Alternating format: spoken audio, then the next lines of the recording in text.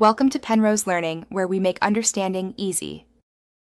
You'll start by getting your Apple ID ready and enrolling in Apple Books for authors. This gives you the portal to upload. Once done, export your manuscript to a compliant EPUB or fixed layout format and confirm fonts and images embed properly. Make sure your cover meets Apple's minimum size and that ISBN, language, and categories are finalized.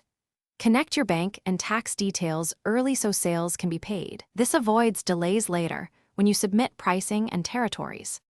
Now you'll sign into the dashboard and create a new book entry. Click Upload and add your EPUB and cover files. After upload, validate the EPUB in the tool and fix any flagged errors. This prevents rejection. Next, fill metadata fields: author, blurb, keywords, language, and select categories. These drive discoverability, so be precise. Then set pricing and territories. Remember, you can set different prices per region and choose whether to enable pre-order before moving to the final step. Finally, preview your book in the Apple Books previewer to confirm layout, hyperlinks, and image clarity across devices. Adjust as needed and re-export.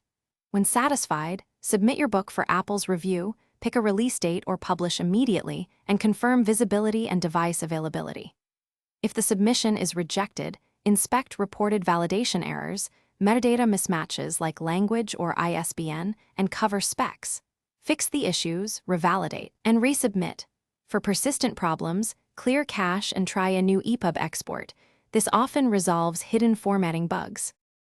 Thanks for watching. If this was helpful, leave a like and consider subscribing. See you next time.